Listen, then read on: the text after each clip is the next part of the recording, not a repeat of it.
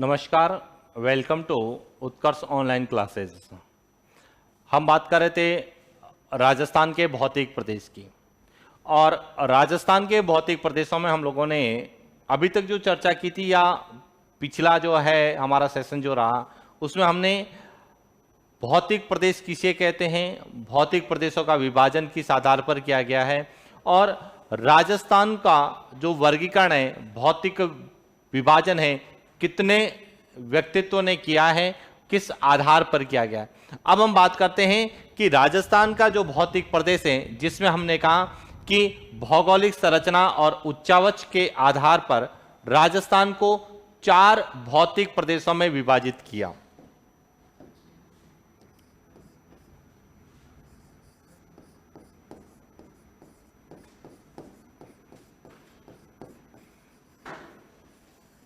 भौगोलिक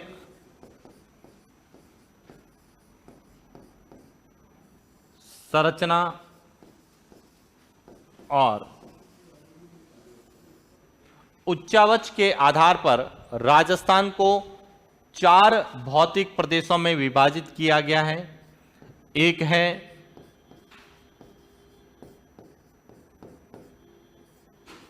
पश्चिमी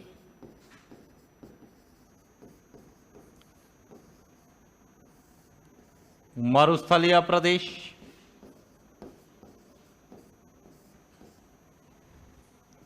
दूसरा है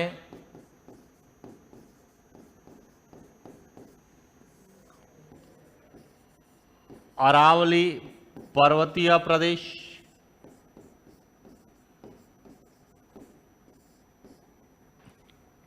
तीसरा है पूर्वी मैदानी प्रदेश, और चौथा है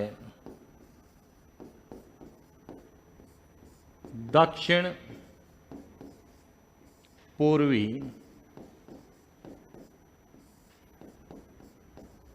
पठारी प्रदेश।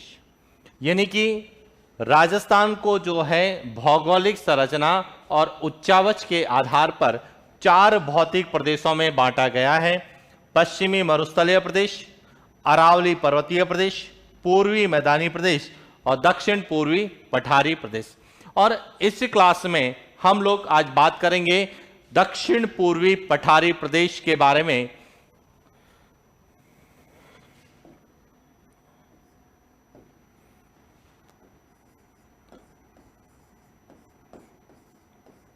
दक्षिण पूर्वी पठारी प्रदेश।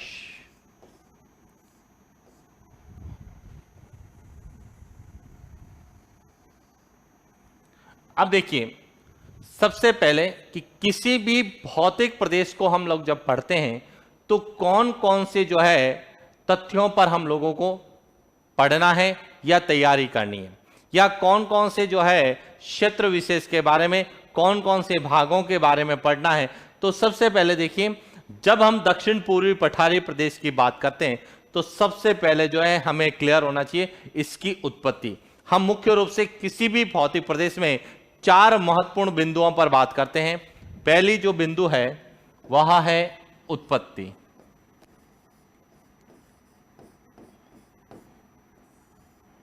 सबसे पहला बिंदु है उत्पत्ति, कि कोई भी भौतिक प्रदेश है, चाहे वह दक्षिण पूर्वी पठारी प्रदेश है, चाहे वह पश्चिमी मरुस्थलीय प्रदेश है, अरावली पर्वतीय प्रदेश है या पूर्वी मैदानी प्रदेश है, किसी भी भौतिक प्रदेश का जो सबसे महत्वपूर्ण पहला बिंदु होता है वह होता है उत्पत्ति। तो पहला प्रश्न हमें जब भी पूछा जाता है, कहां से पूछा जाता है? उत्पत्ति को लेके। दूसरा जो है वह पार्ट्स है विस्तार। किसकी बात करते हैं? विस्तार, कि उसका राजस्थान में विस्तार कहां है, कितना है और किस प्रकार से। तीसरा पॉइंट हम लोगों को पढ़ना होता है उस भौतिक प्रदेश की क्या विशेषता है, उस भौतिक प्रदेश की क्या भौगोलिक विशेषता है, जलवायु विशेषता कैसी है, प्राकृतिक वनस्पति के संबंध में खनिजों के संबंध में, जनसंख्या के संबंध में या अन्य कोई भी विशेषता है तो उस भौतिक प्रदेश की क्या विशेषता है। और चौथा पॉइंट हमें डिस्कस करना है वर्गीकरण को लेके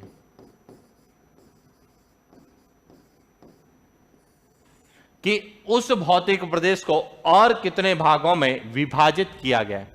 तो हम इसी सीक्वेंस में हम बात करेंगे। सबसे पहले बात करेंगे कि दक्षिण पूर्वी पठारी प्रदेश की उत्पत्ति।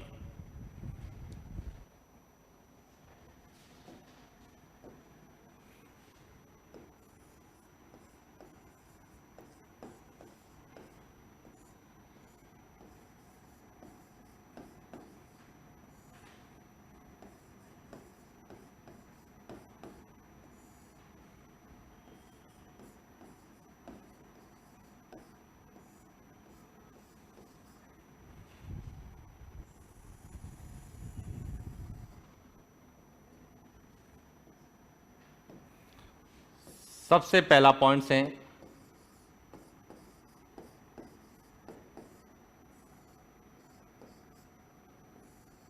उत्पत्ति कि दक्षिण पूर्वी पठारी प्रदेश की उत्पत्ति कैसे, किससे और कब हुई है। तीन चीजें हैं कि दक्षिण पूर्वी जो पठारी प्रदेश है इसकी उत्पत्ति कब, यानी कि किस काल में हुई है।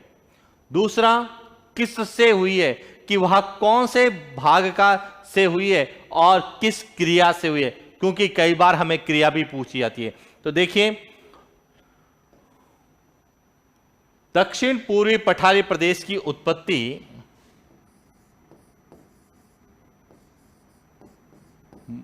मध्य जीवी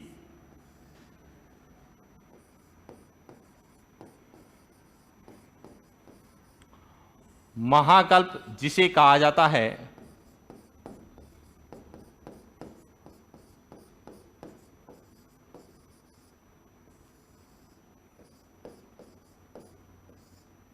मीसोजोइक एरा, यानी कि पूरी पृथ्वी का, जब हम पृथ्वी की भू समय सारणी की बात करते हैं तो पृथ्वी को जो है 5 महाकल्प में बांटा गया है। सबसे पहला है आद्य महाकल्प, दूसरा है पुराजीवी महाकल्प, तीसरा है मध्यजीवी महाकल्प, चौथा है नवजीवी महाकल्प और सबसे लास्ट में है नूतन महाकल्प। तो जो मध्यजीवी महाकल्प जिसे हम मीसोजोइक एरा कहते हैं, मीसोजोइक एरा को जो है 3 काल में बांटा गया है, ट्रियसिक काल, जुरेसिक काल और क्रिटेशियस काल। तो मध्यजीवी महाकल्प के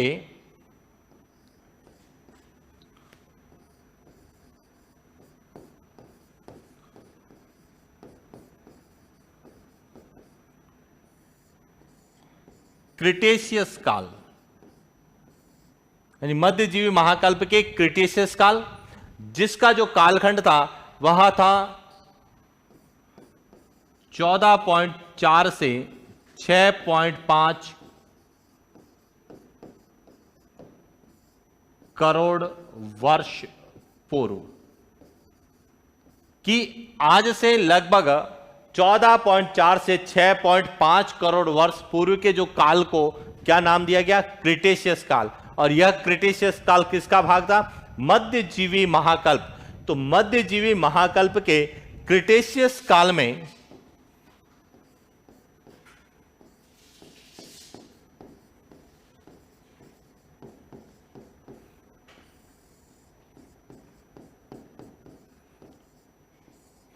गोंडवाना लैंड, क्योंकि हम जब पृथ्वी की उत्पत्ति की बात करते हैं तो हम ये कहते हैं कि पृथ्वी की जब उत्पत्ति हुई तो पृथ्वी पर जो है 2 भाग बने, एक भाग बना स्थल मंडल और एक भाग बना जल मंडल। जो स्थल मंडल था उसे पेंजिया कहा गया और जो जल मंडल था उसे पैथालासा कहा गया। धीरे धीरे भौगोलिक परिवर्तन के कारण स्थल भाग टूटा, यानी कि पेंजिया टूटा और यह भी 2 भागों में विभाजित हुआ, अंगारा लैंड और गोंडवाना लैंड। और गोंडवाना लैंड में जो है क्रिटेशियस काल में ज्वालामुखी क्रिया हुई। कौन सी क्रिया हुई, ज्वालामुखी क्रिया हुई। और गोंडवाना लैंड में कि मध्यजीवी महाकल्प के क्रिटेशियस काल में गोंडवाना लैंड में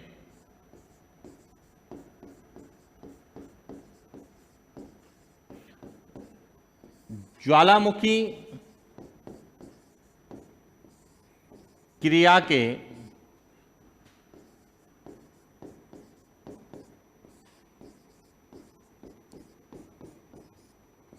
दरारी उद्गार, यानी कि ज्वालामुखी क्रिया के दरारी उद्गार से किसकी उत्पत्ति हुई थी?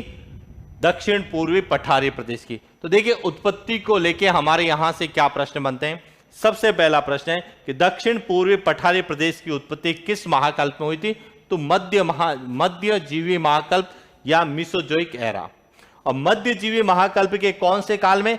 क्रिटेशियस काल में, जिसका कालखंड है 14.4 से 6.5 करोड़ वर्ष पूर्व। क्रिटेशियस काल में गोंडवाना लैंड में ज्वालामुखी क्रिया के दरारी उद्गार से। अब आता है कि ये दरारी उद्गार क्या होता है। तो देखिए ज्वालामुखी क्रियाएं मुख्य रूप से दो प्रकार से होती है। कितने प्रकार से होती है? दो प्रकार से होती है।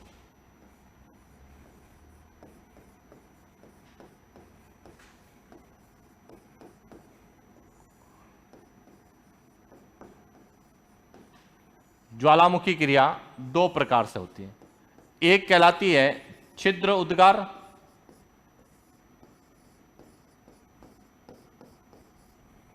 और दूसरी कहलाती है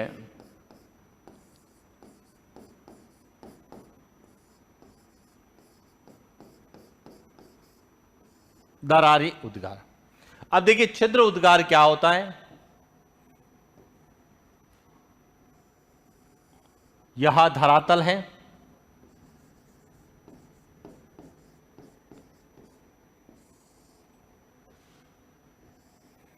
और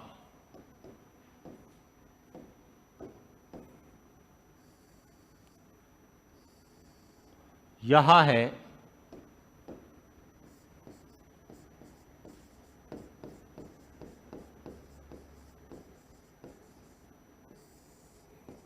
ज्वालामुखी नली, और यह कहलाता है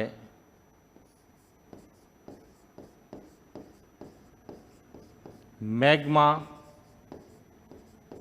चैम्बर।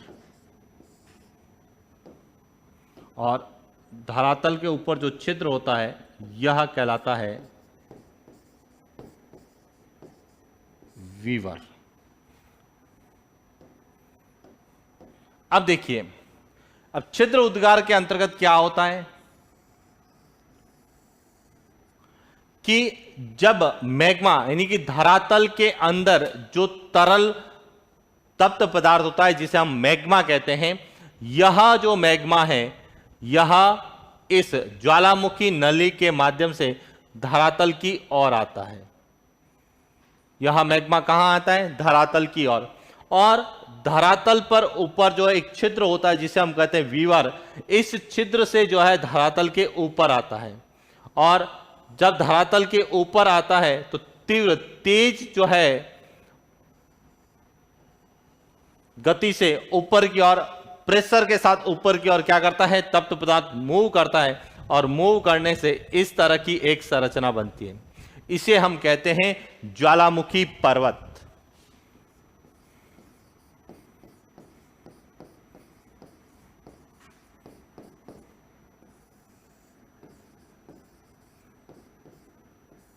ज्वालामुखी पर्वत, यानी कि ज्वालामुखी क्रिया के छिद्र उद्गार से किसका निर्माण होता है? ज्वालामुखी पर्वतों का निर्माण होता है। इसलिए जितने भी ज्वालामुखी पर्वत हैं वह सब ज्वालामुखी क्रिया के छिद्र उद्गार के उदाहरण हैं। यानी छिद्र उद्गार से ज्वालामुखी पर्वत है, या हम जिसको हम क्रेटर कहते हैं, कोल्डर कहते हैं, ज्वालामुखी संरचनाएं जो है वह सब किसके हैं? छिद्र उद्गार के उदाहरण है। इससे ज्वालामुखी पर्वत भी बनता है, क्रेटर का भी निर्माण इसी से होता है, और कोल्डर का निर्माण भी इसी से होता है। अब आता है दरारी उद्गार। दरारी उद्गार के अंतर्गत क्या होता है कि यहां है धरातल,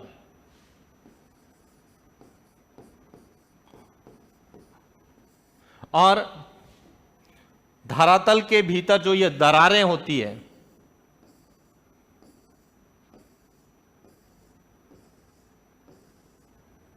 यह है दरार। और जब तप्त मैग्मा इन दरारों के माध्यम से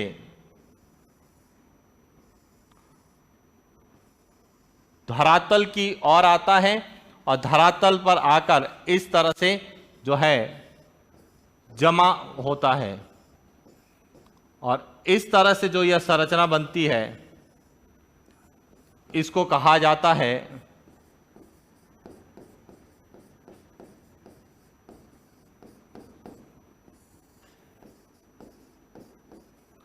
ज्वालामुखी पठार।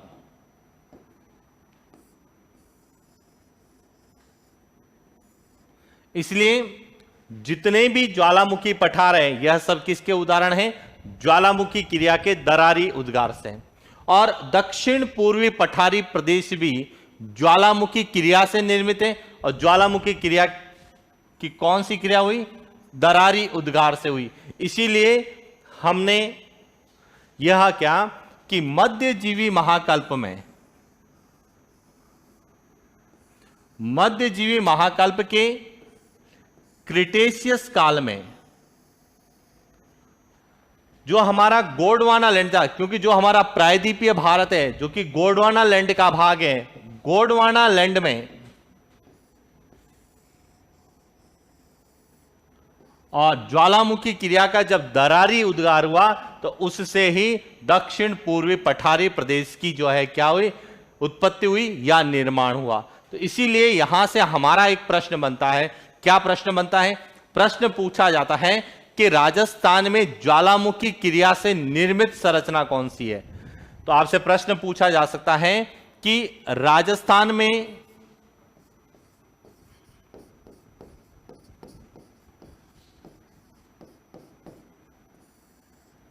ज्वालामुखी क्रिया से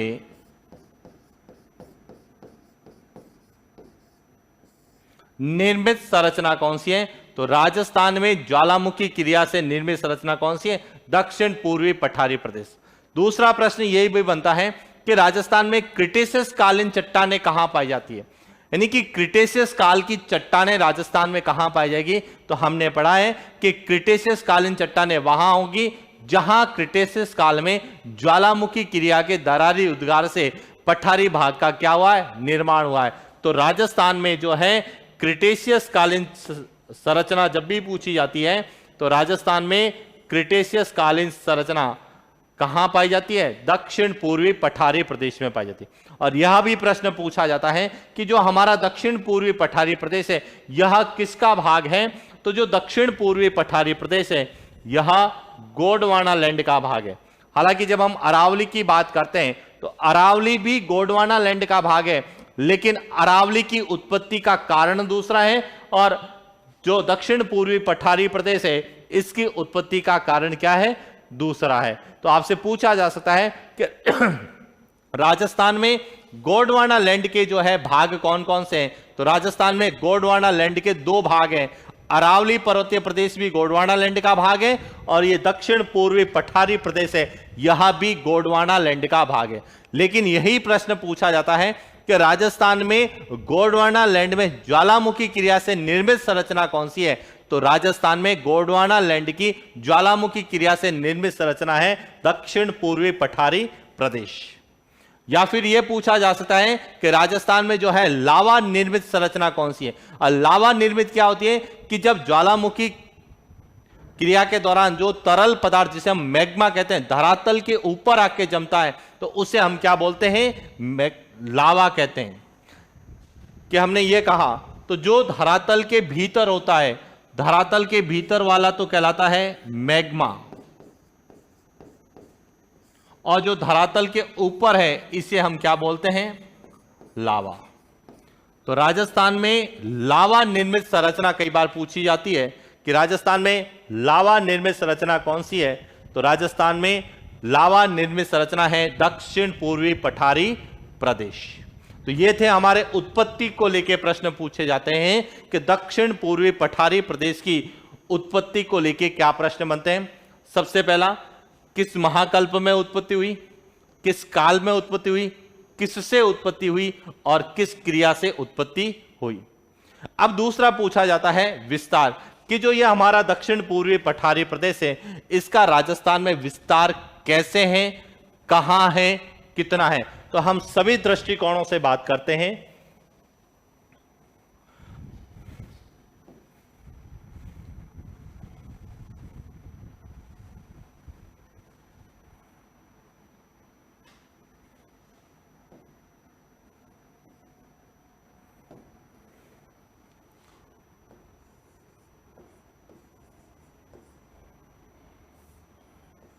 दक्षिण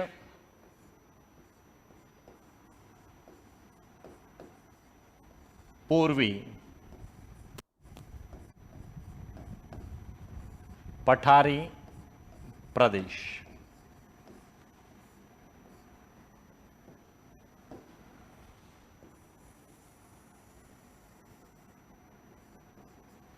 अब बात करते हैं इसके विस्तार की।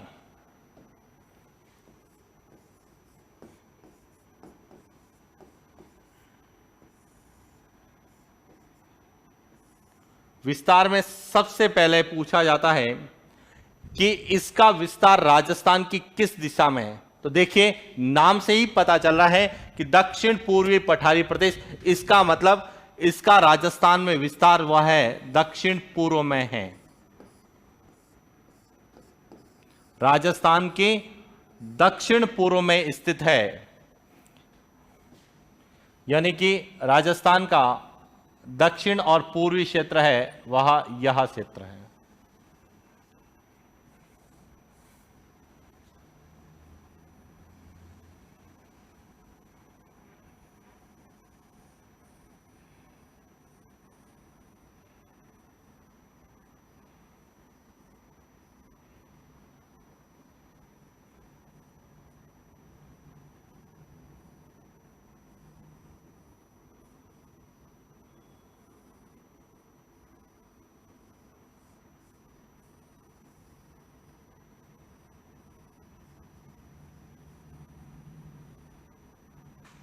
दक्षिण पूर्वी पठारी प्रदेश का जो है विस्तार राजस्थान के किस दिशा में है? एक तो दक्षिण पूर्व में है, क्लियर। दूसरा, इसको हाड़ौती का पठार भी कहते हैं। क्यों कहते हैं? क्योंकि जब हमारे रियासती काल था या जिसको हम बोलते हैं राजपूताना क्षेत्र था, रियासतों के समय इस क्षेत्र विशेष पर, यानी कि जो हमारा दक्षिण पूर्वी जो राजस्थान था, यहां पर हाड़ा वंश की राजधानी थी। यानी कि हाड़ा वंश का क्या था? क्षेत्र अधिकार था, और इस कारण इसको क्या कहा जाता है? हाड़ौती का पठार।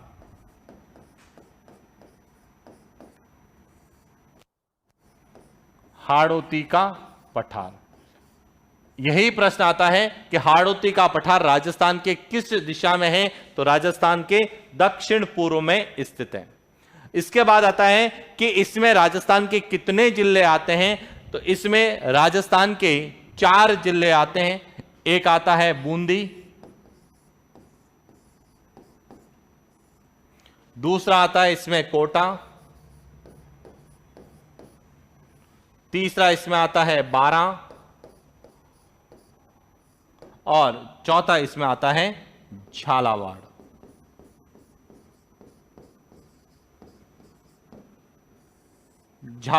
ये 4 जिले।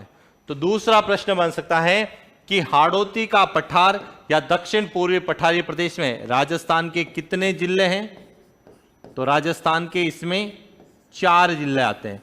यानी कि हाड़ौती का पठार का विस्तार राजस्थान के कितने जिलों में है? 4 जिलों में।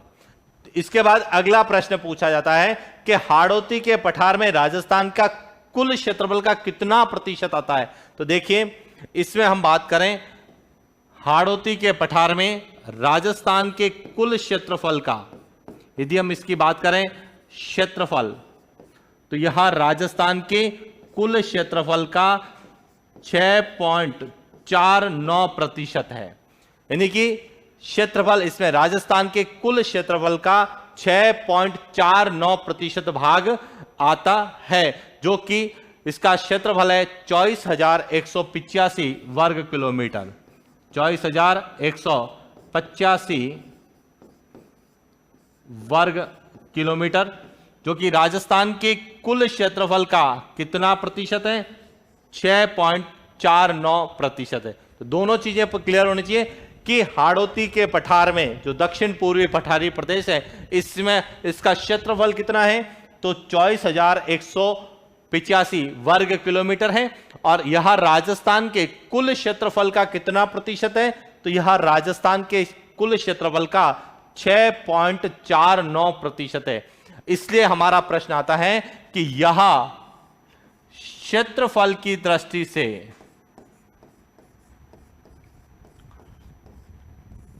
क्षेत्रफल की दृष्टि से राजस्थान का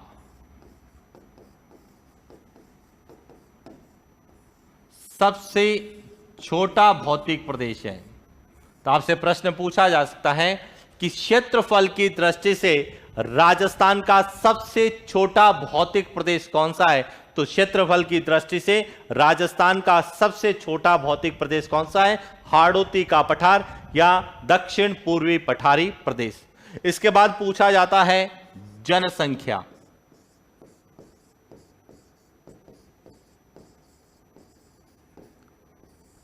और इस भौतिक प्रदेश में राजस्थान की कुल जनसंख्या का 10% निवास करता है।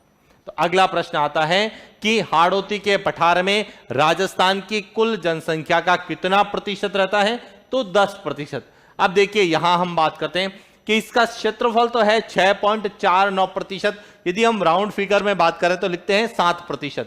क्षेत्रफल 7% है, लेकिन जनसंख्या कितनी है, 10% है। इसका मतलब क्षेत्रफल कम है और जनसंख्या ज्यादा है। इसीलिए इसका प्रश्न हमें जन घनत्व से भी पूछा जाता है कि जन घनत्व की दृष्टि से यह राजस्थान में दूसरा सबसे बड़ा भौतिक प्रदेश है, क्योंकि राजस्थान में सबसे ज्यादा जन घनत्व है पूर्वी मैदानी प्रदेश का, और उसके बाद सबसे ज्यादा जन घनत्व किसका है, दक्षिण पूर्वी पठारी प्रदेश का। तो जन घनत्व को लेके भी पूछा जा सकता है।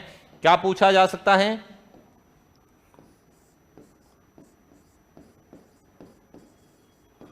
कि जन घनत्व की दृष्टि से जन घनत्व की दृष्टि से हाड़ौती के पठार का कौन सा स्थान है, दूसरा, सेकंड नंबर है, क्योंकि जन घनत्व सबसे ज्यादा जो है वह पूर्वी मैदानी प्रदेश का है, और दूसरा सबसे ज्यादा जन घनत्व किसका है, तो वह है हाड़ौती का पठार, या जिसे हम दक्षिण पूर्वी पठारी प्रदेश कहते हैं। तो देखिए विस्तार के अंतर्गत हमें क्या पूछा जाता है, एक तो पूछा जाता है कि इसकी दिशा कौन सी है, तो यह राजस्थान के दक्षिण पूर्व में स्थित है।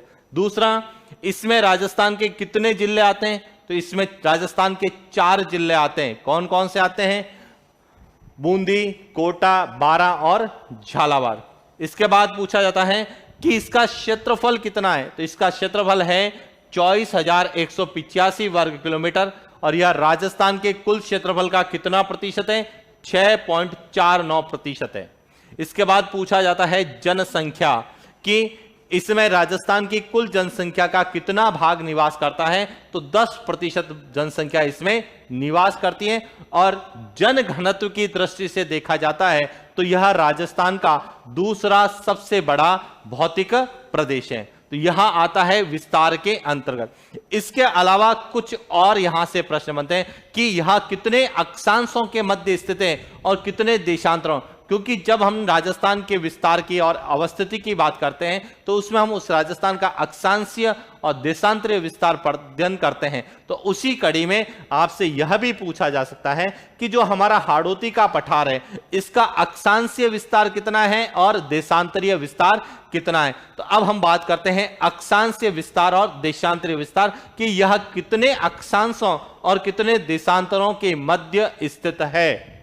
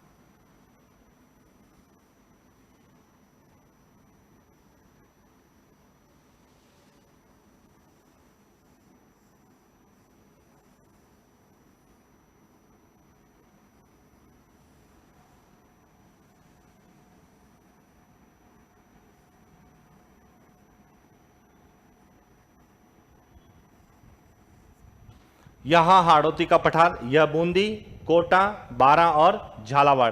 अब यदि बात करें अक्षांशीय दृष्टि से कि यहां जो है हाड़ौती के पठार का अक्षांशीय विस्तार कितना है, पहले हम अक्षांशीय विस्तार की बात करेंगे।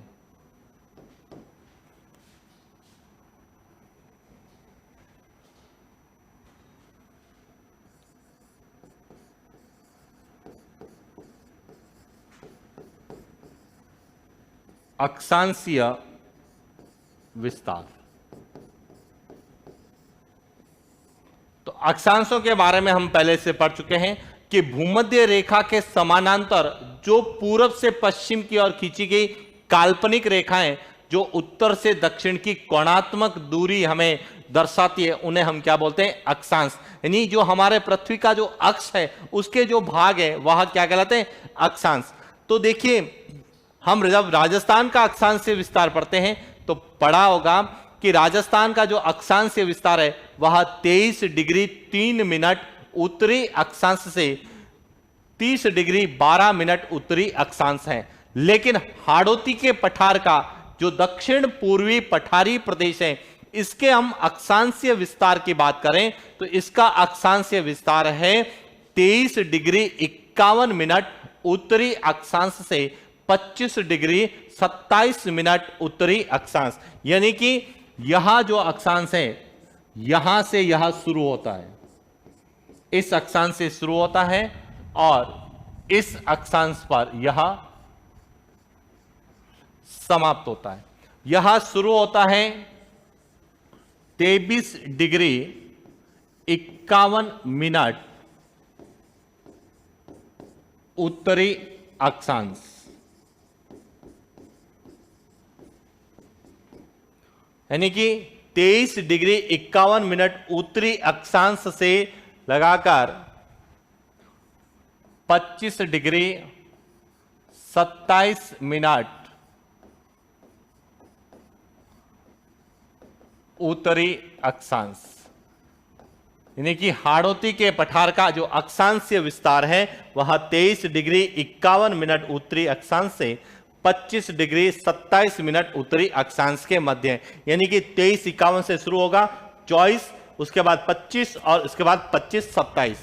इसका मतलब 24 और 25 जो उत्तरी अक्षांश है वह दोनों ही हाड़ौती के पठार से गुजरते हैं। तो आपका प्रश्न यहां से कई बार अक्षांशीय विस्तार नहीं पूछ के वो पूछ लेगा कि निम्न में से कौन से अक्षांश हाड़ौती के पठार पर स्थित है, या हाड़ौती के पठार से गुजरते हैं, या हाड़ौती के पठार से गुजरने वाले अक्षांश कौन से हैं। तो देखिए 23 के बाद में 23:51 के बाद में आता है एक तो 24,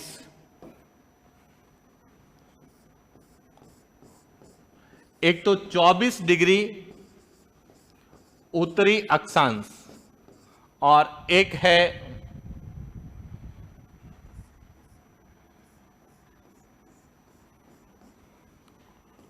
25 डिग्री उत्तरी अक्षांश। तो 24 और 25 दोनों ही हाड़ौती के पठार से गुजरते हैं।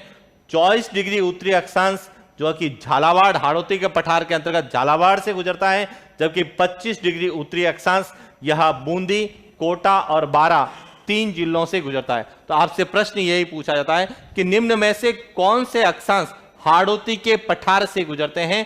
तो 24 डिग्री उत्तरी अक्षांश और 25 डिग्री उत्तरी अक्षांश, दो अक्षांश हाड़ौती के पठार से गुजरते हैं। और अक्षांशीय विस्तार पूछा जाता है तो 23 डिग्री 51 मिनट उत्तरी अक्षांश से 25 डिग्री 27 मिनट उत्तरी अक्षांश के बीच में यह हाड़ौती का पठार स्थित है, यानी कि हाड़ौती के पठार का अक्षांशीय विस्तार है। यही प्रश्न अब आपसे पूछेगा कि हाड़ौती के पठार का देशांतरीय विस्तार कितना है। और जब हम देशांतरीय विस्तार की बात करते हैं, दूसरे हम बात करेंगे देशांतरीय विस्तार।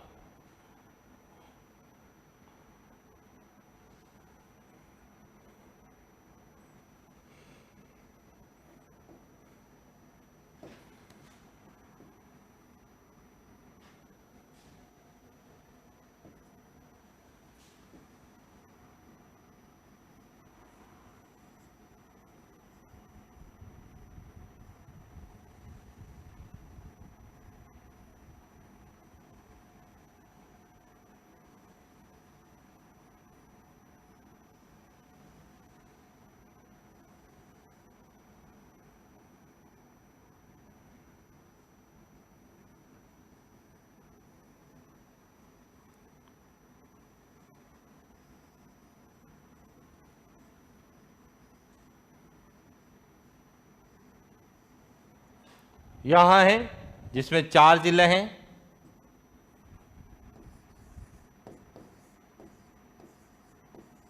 बूंदी, कोटा, बारा और झालावाड़। अब हम बात करते हैं देशांतरीय विस्तार की।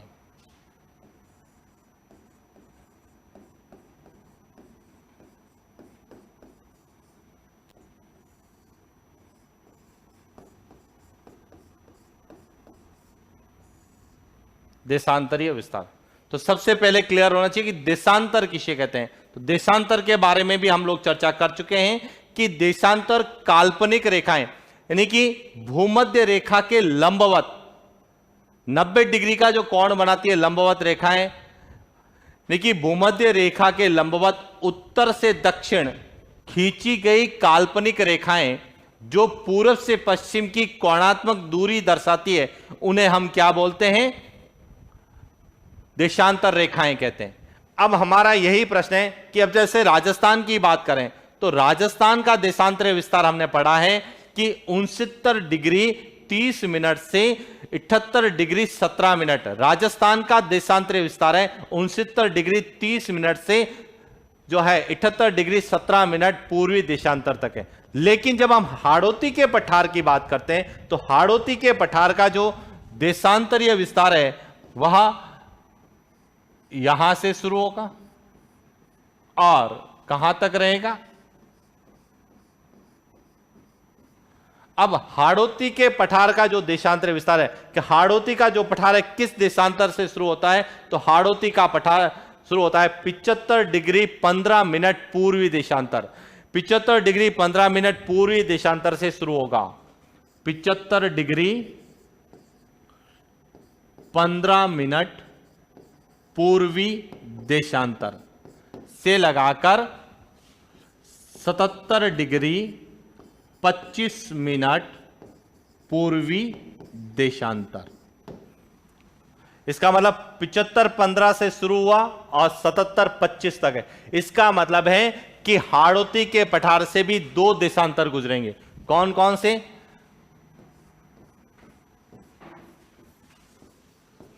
76 डिग्री पूर्वी देशांतर और 77 डिग्री पूर्वी देशांतर। तो आपसे पूछा जा सकता है कि निम्न में से कौन से देशांतर हाड़ौती के पठार से गुजरते हैं? तो 76 डिग्री पूर्वी देशांतर और 77 डिग्री पूर्वी देशांतर, यह दोनों देशांतर हाड़ौती के पठार से गुजरते हैं। यह पूछा जा सकता है कि हाड़ौती के पठार का देशांतरीय विस्तार कितना है? तो देशांतरीय विस्तार है 75 डिग्री 15 मिनट पूर्वी देशांतर से 77 डिग्री 25 मिनट पूर्वी देशांतर। या कौन से देशांतर है वह हाड़ौती के पठार से गुजरते हैं? तो 76 डिग्री पूर्वी देशांतर और 77 डिग्री पूर्वी देशांतर, यह दोनों ही देशांतर हाड़ौती के पठार से गुजरते हैं। इसके बाद आता है कि हाड़ौती के पठार का जो है ढाल किस दिशा में। तो देखिए, ढाल का जब भी आपको क्लियर करना है कि किसी भी भौतिक प्रदेश का ढाल किस दिशा में होता है, तो उस भौतिक प्रदेश की जो है मुख्य नदी कौन सी है। तो यदि हम हाड़ौती के पठार की बात करें, हाड़ौती के पठार की बात करें, तो जो यह हाड़ौती का पठार है, इसकी जो मुख्य नदी है वह है चंबल नदी। हाड़ौती के पठार की मुख्य नदी है वह है चंबल नदी है।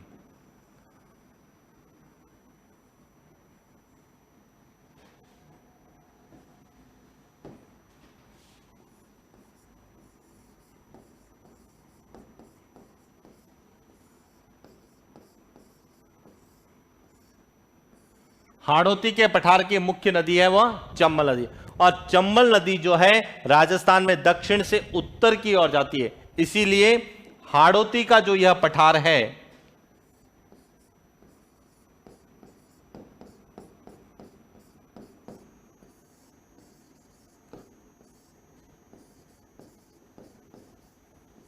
हाड़ौती का पठार, और हाड़ौती के पठार का यदि आपसे पूछा जाए ढाल किस दिशा में है, तो इसका ढाल है वह दक्षिण से उत्तर है।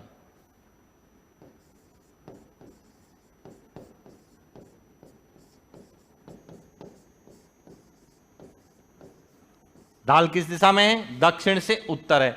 जब आपसे चार दिशाएं दे रखी हो, कितनी दिशाएं दे रखी हो? चार दिशाएं, उत्तर, दक्षिण, पूरब, पश्चिम। उस समय यदि आपसे पूछा जाए कि जो हाड़ौती का पठार है इसका ढाल किस दिशा में है, तो देखिए यदि आपसे चार दिशाएं दे रखी है तो हाड़ौती के पठार का जो ढाल है वह चार दिशा के रूप में यदि दें तो उत्तर से कहां आता है? सॉरी, दक्षिण से उत्तर की ओर आएगा।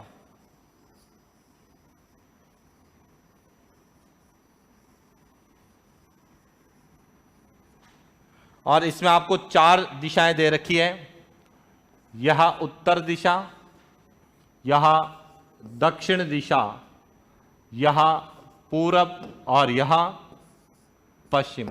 जब चार दिशाएं दे रखी है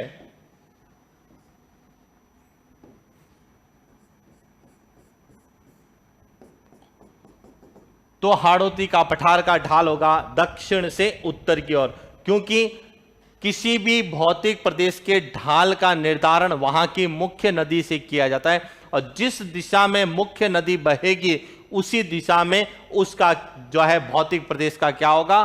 ढाल होगा। इसीलिए हाड़ौती के पठार की मुख्य नदी है चंबल नदी, और चंबल नदी दक्षिण से किधर जा रही है? उत्तर की ओर जा रही है। इसीलिए हाड़ौती के पठार का ढाल है दक्षिण से उत्तर।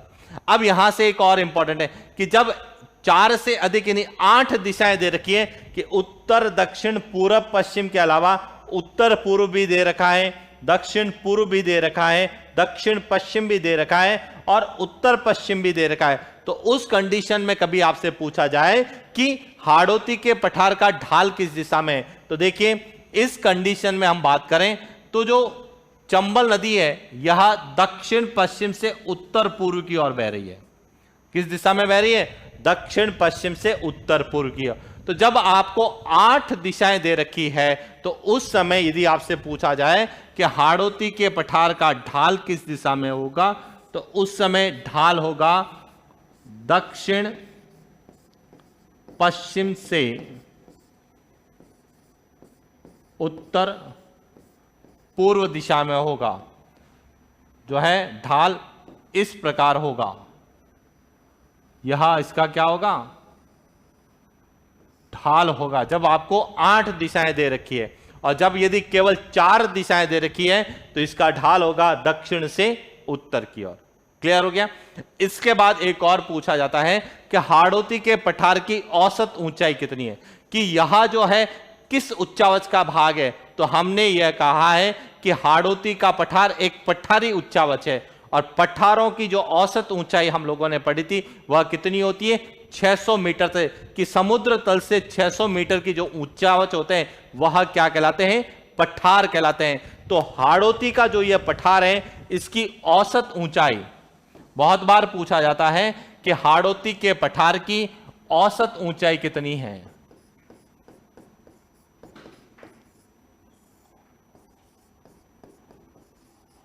हाड़ौती के पठार की औसत ऊंचाई है वह है 500 मीटर। कितनी है? 500 मीटर है। नहीं, हाड़ौती के पठार की औसत ऊंचाई कितनी मानी गई है? 500 मीटर। तो देखिए विस्तार को लेके क्या प्रश्न बनते हैं, एक बार हम उत्पत्ति से लेके विस्तार की बात करें कि उत्पत्ति के संबंध में क्या पूछा जा सकता है और विस्तार को लेके क्या पूछा जा सकता है। क्लियर?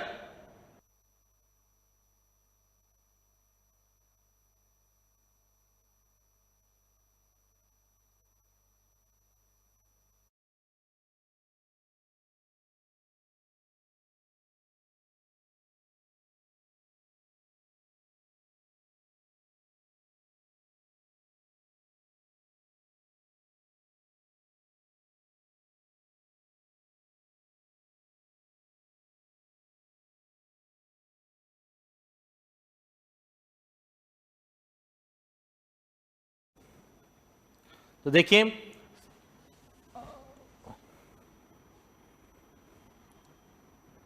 कि जो हमारा दक्षिण पूर्वी पठारी प्रदेश है इसे हम कहते हैं हाड़ौती का पठार। क्या कहते हैं?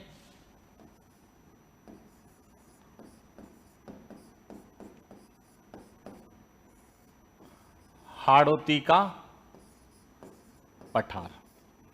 अब इसको हाड़ौती का पठार क्यों कहते हैं?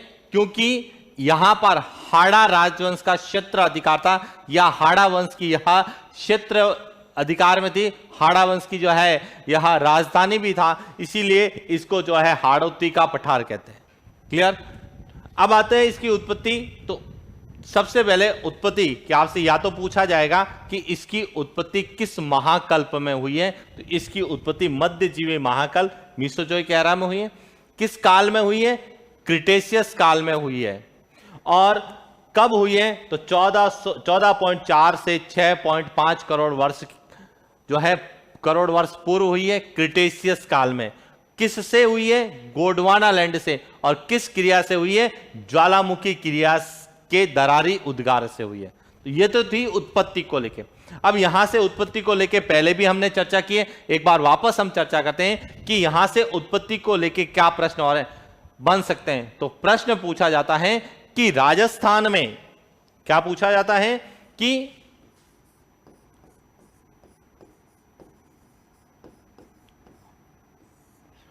राजस्थान में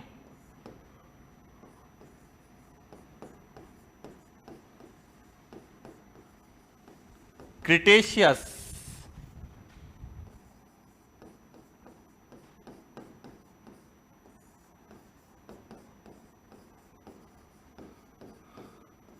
कालीन संरचना, कि राजस्थान में क्रिटेशियस कालीन संरचना कौन सी है। तो राजस्थान में क्रिटेशियस कालीन संरचना कौन सी है?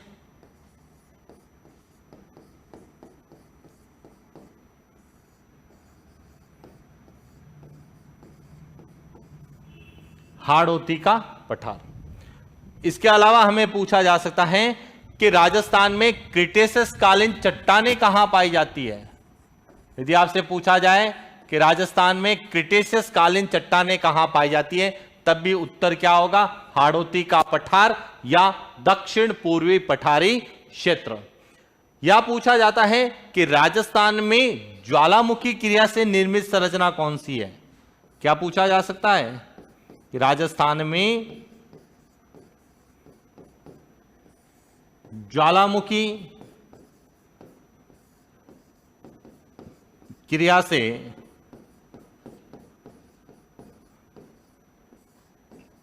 निर्मित संरचना कौन सी है। कि यह पूछा जाए कि राजस्थान में ज्वालामुखी क्रिया से निर्मित संरचना कौन सी है, तो राजस्थान में ज्वालामुखी क्रिया से निर्मित संरचना कौन सी है? हाड़ौती का पठार। यही प्रश्न कई बार पूछा जाता है कि राजस्थान में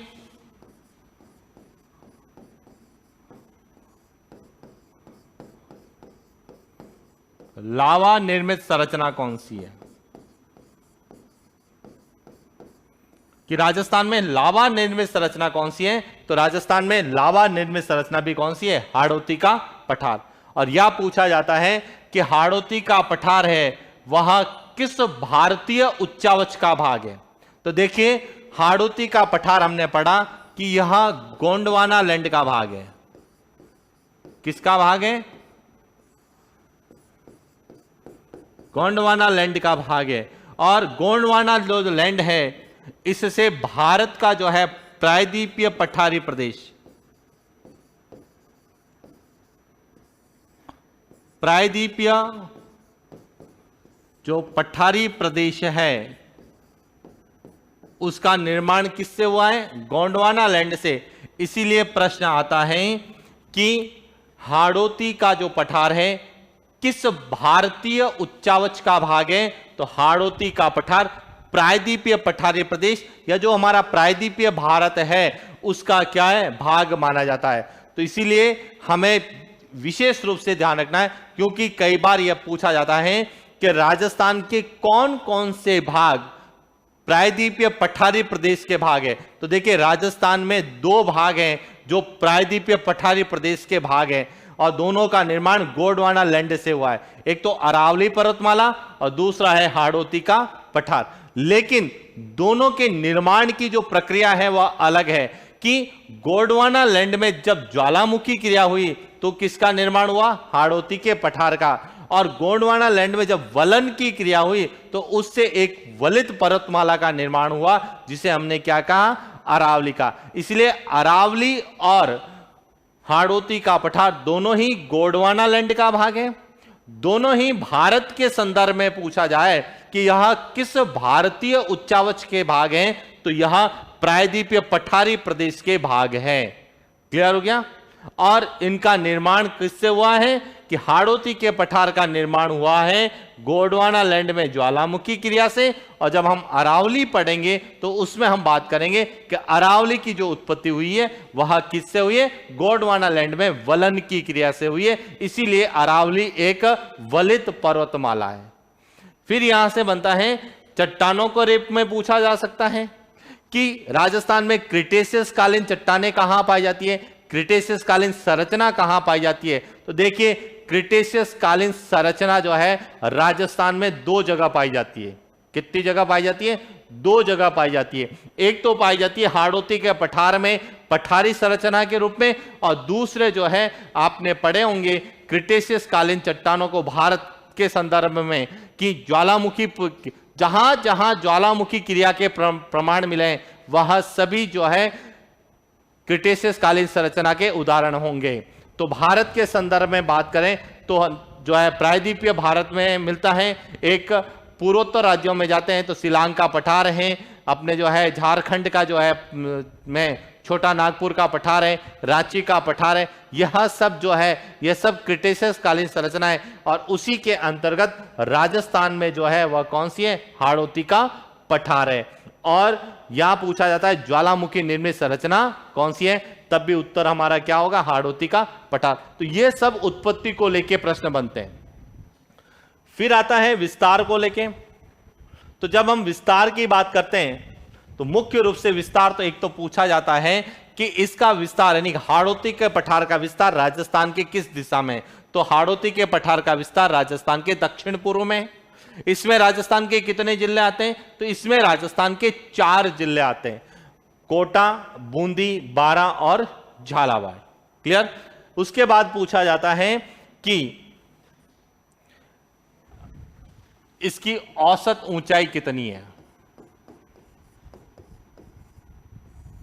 औसत ऊंचाई, और औसत ऊंचाई जो है वह कितनी है?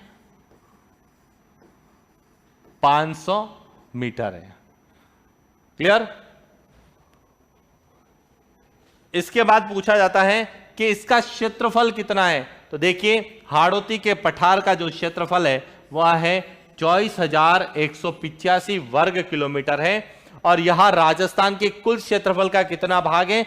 तो यह राजस्थान के कुल क्षेत्रफल का 6.49% है। और यह क्षेत्रफल की दृष्टि से राजस्थान का सबसे छोटा भौतिक प्रदेश है। और यह प्रश्न बहुत बार हमें पूछा जाता है, सभी भौतिक प्रदेशों को एक साथ लिखा जाता है और पूछा जाता है कि क्षेत्रफल की दृष्टि से राजस्थान के भौतिक प्रदेशों का सही क्रम कौन सा है। तो देखिए क्षेत्रफल की दृष्टि से जब भी आपका प्रश्न आता है तो राजस्थान का क्षेत्रफल की दृष्टि से सबसे बड़ा भौतिक प्रदेश है वह है अपना थार का मरुस्थल यानी पश्चिमी मरुस्थलीय प्रदेश। उसके बाद जो आता है हमारा पूर्वी मैदानी प्रदेश, उसके बाद आता है हमारा अरावली पर्वतीय प्रदेश, और सबसे कम है वह है हाड़ौती का पठार। तो छोटे कंपटीशन में तो डायरेक्ट पूछा जाएगा कि क्षेत्रफल की दृष्टि से राजस्थान का सबसे छोटा भौतिक प्रदेश कौन सा है, तो वह है हाड़ौती का पठार या दक्षिण पूर्वी पठारी प्रदेश। और बड़े कंपटीशन में जब यह प्रश्न पूछा जाता है तब हमें क्रम पूछा जाता है कि राजस्थान के भौतिक प्रदेशों का क्षेत्रफल की दृष्टि से सही क्रम कौन सा है, या पूछ लेगा कि आरोही क्रम या अवरोही क्रम में व्यवस्थित करो कि राजस्थान के भौतिक प्रदेशों का आरोही क्रम है या अवरोही क्रम है।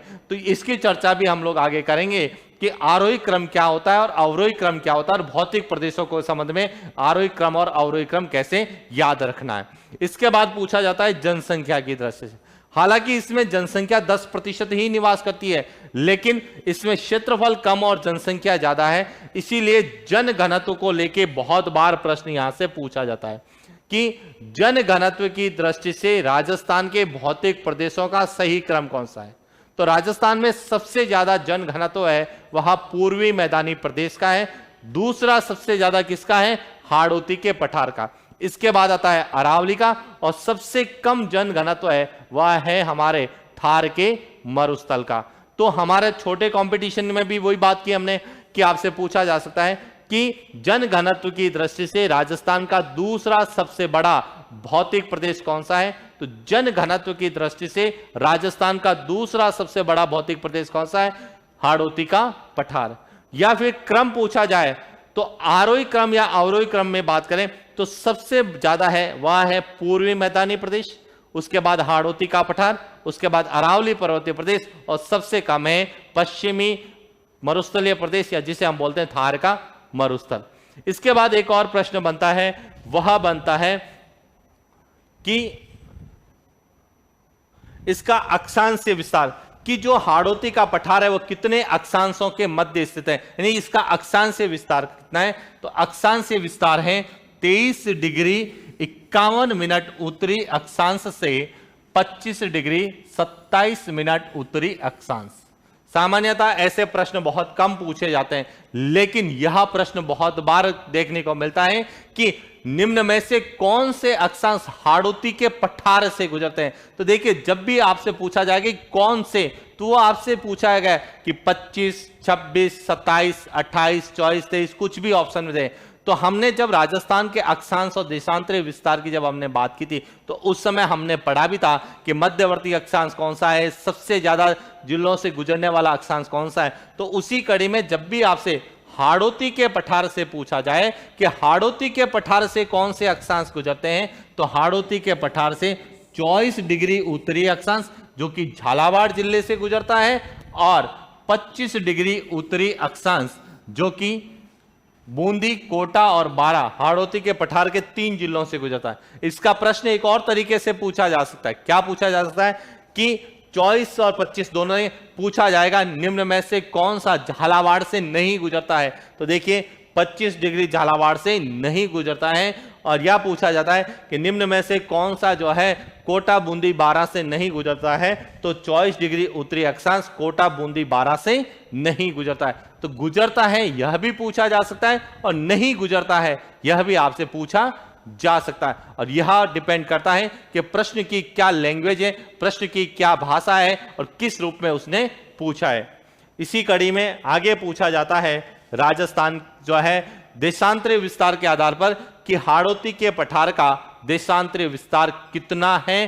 तो देशांतरीय विस्तार जब हम पढ़ते हैं तो देशांतरीय विस्तार है 75 डिग्री 15 मिनट पूर्वी देशांतर से 77 डिग्री 25 मिनट पूर्वी देशांतर।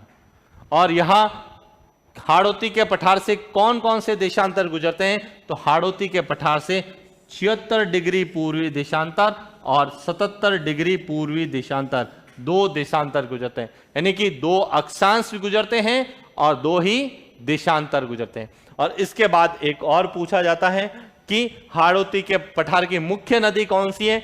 मुख्य नदी चंबल नदी है, और चंबल नदी से ही हाड़ौती के पठार का ढाल ज्ञात किया जाता है। तो हाड़ौती के पठार का जो ढाल है, यदि आपसे 4 दिशाएं दे रखी है तो ढाल होगा दक्षिण से उत्तर की ओर, कि यह दक्षिण से किधर जाती है, उत्तर की ओर। और यदि आपसे 8 दिशाएं दे रखी है, उत्तर, दक्षिण, पूरब, पश्चिम, और इनके मध्य की दिशाएं भी दे रखी है, तो उस समय जो है हाड़ौती के पठार का ढाल दक्षिण पश्चिम से उत्तर पूर्व, दक्षिण पश्चिम से उत्तर पूर्व होगा। तो ये था हमारे हाड़ौती के पठार की उत्पत्ति और उसके विस्तार को लेके। तो आज के लिए इतना ही। Thank you.